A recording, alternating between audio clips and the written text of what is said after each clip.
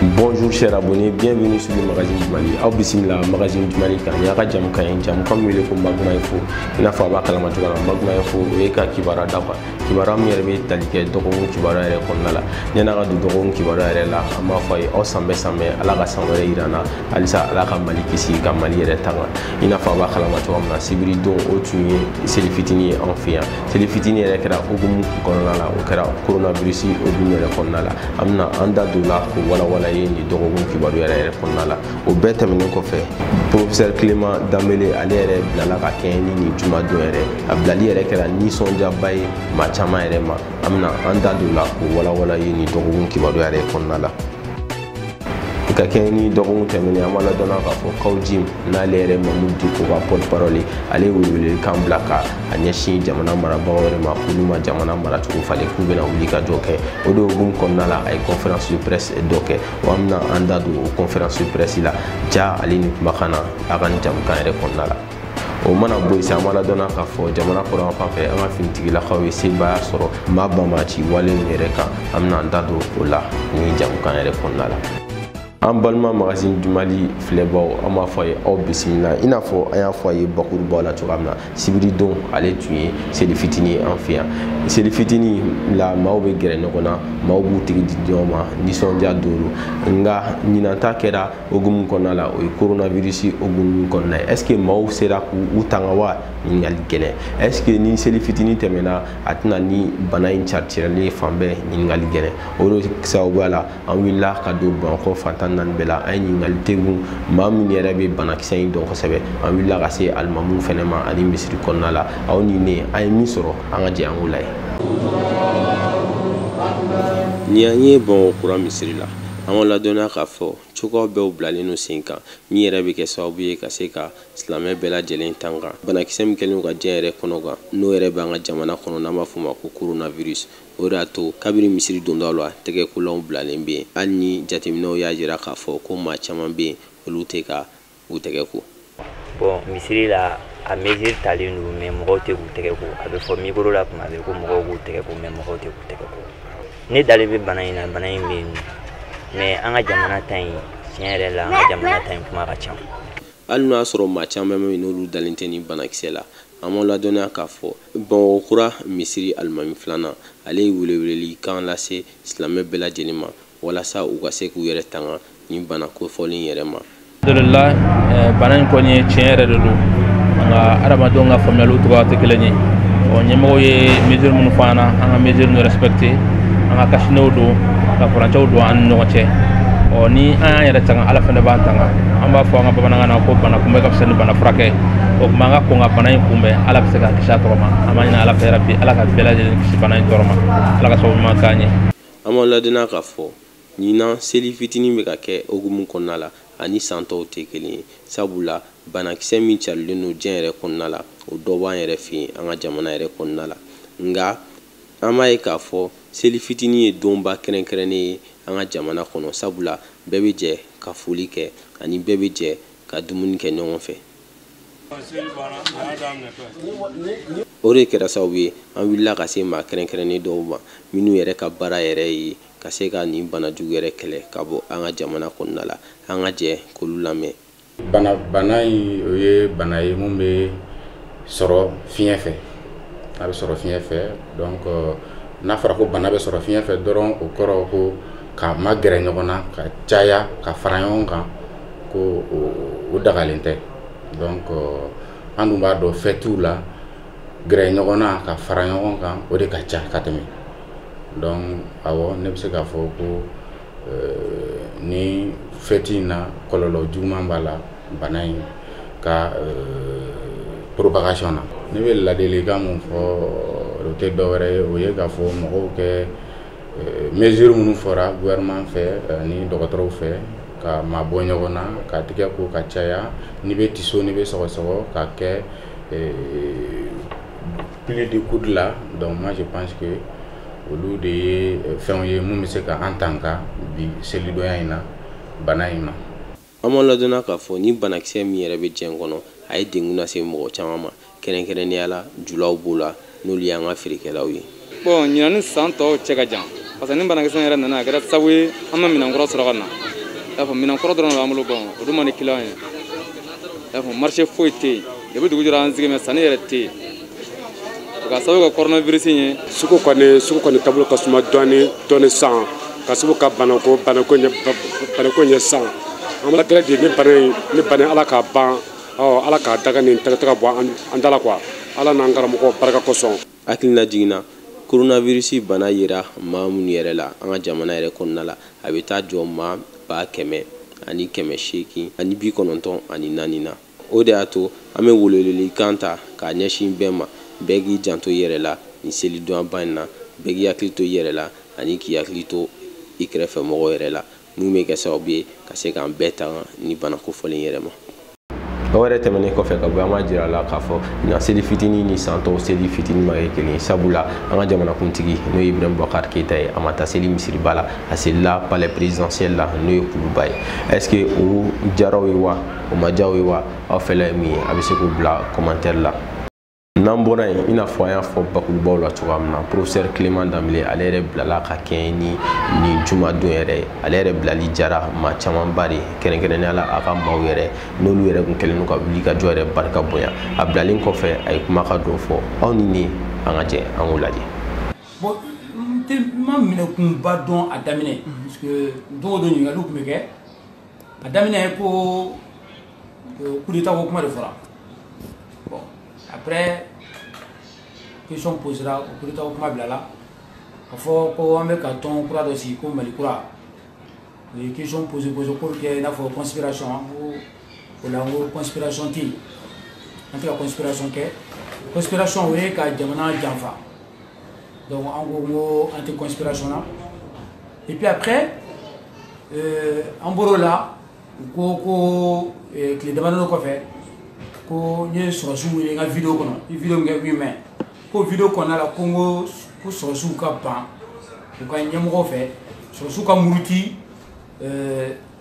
ka u ban ordre ma ka fara civil kɔnɔ ne ko non ne ka vidéo kɔnɔna la d'abord n ye citation ɲɛfɔ parce que vidéo bɛ kɛ le 8 le 6 le 7 mankan kɛra Kati poste de police dɔ attaquera Kaye mankan kɛra marifa cira mɔgɔw la Sikaso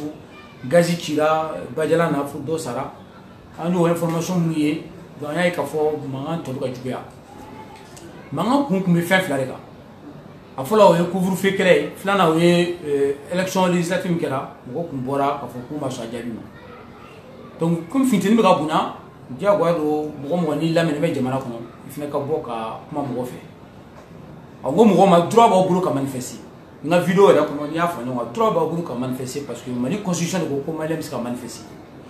droit b'aw bolo fɛnɛ a ka sirabaw sanfɛ n'a bɛ a ka dusukasi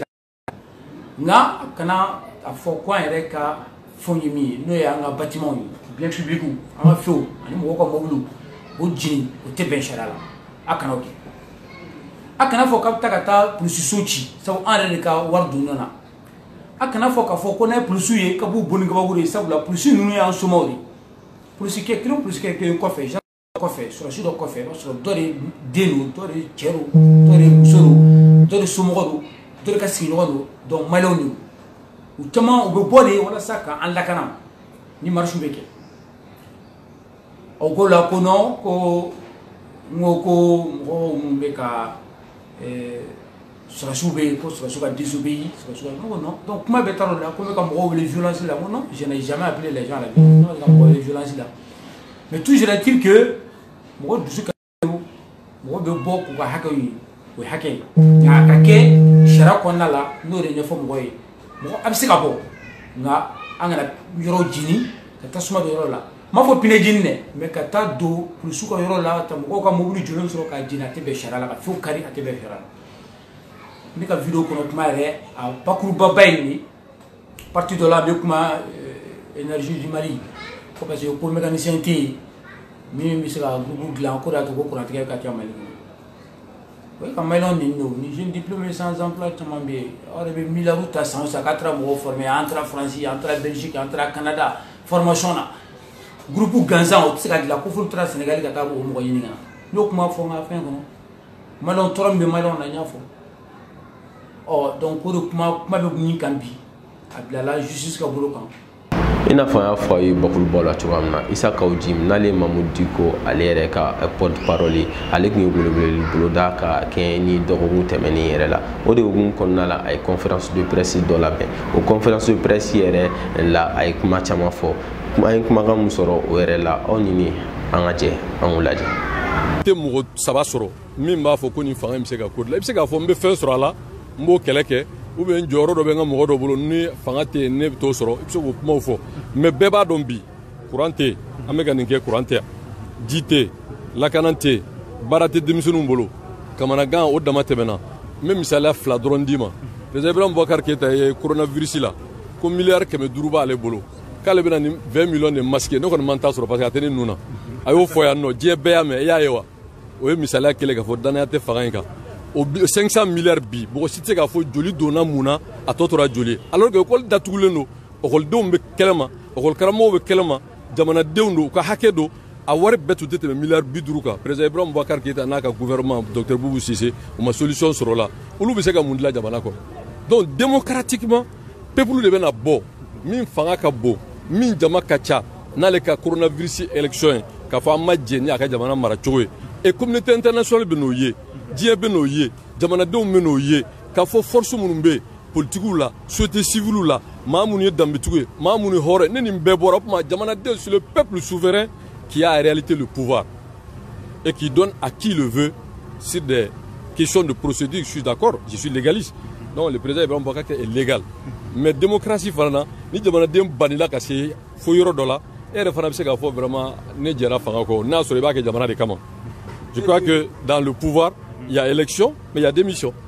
Voilà, et tu es 500 milliards comment me faut? Ne m'a fɔ ale de y'a fɔ. Minale, aka wuli ka jɔ kun ya fana ka taa sɔrɔ la wa? Bon ne bolo ninnu ye kɛlɛtigɛ ɲininkaliw de ye ne tɛ gouvernement na a tɛ ne ka baara la fɔra ko docteur Boubou Cissé de b'a gérer ninnu ye dɔrɔn ka mɔgɔw fɛn bɔ pour ka kuma fɔ non je pense que l'heure est très grave on parle du pays voilà le bilan d'IBK c'est pas à moi de le dire a ka avion coulé au sol et solution sɔrɔ la wari dira ne de ma a ka blindé au carton ne de y'o gérer a ka programmation militaire ne de y'o gérer engrais ferlaté ne de y'o gérer donc nin bɛɛ lajɛlen kɔfɛ a ka Covid-19 a eu 6 milliards fɔlɔ min bɔ ne b'o kalama 500 milliards ne data kuma la ne ma da commission la ne y'i faamu ouais mais la semence je suis non c'est pas semence c'est la semence je suis le coordinateur donc j'engage ça. Nin ye kibaruya jumɛn ye ka da maliyɛnden bɛɛ lajɛlen na jamana kuran fan fɛ an ka finitigilakaw olu yɛrɛ ye sebaaya sɔrɔ n b'a ci walew yɛrɛ kan o yɛrɛ sebaaya yɛrɛ kɛra sababu ye ka se ka npogotiginaka k'o dɔ bɔ maa banbati walew yɛrɛ bolo n'ale tun ye otage ye o npogotiginaka yɛrɛ maa banbati walew yɛrɛ kun kɛlen don k'o kɛ objet sexuel i n'a fɔ an b'a fɔ tɔgɔkan na cogoya min na halisa an bɛ dugawu kɛ ala k'an ka finitigilakaw ala k'u kisi k'u tanga ala ka sebaaya di mali yɛrɛ ma.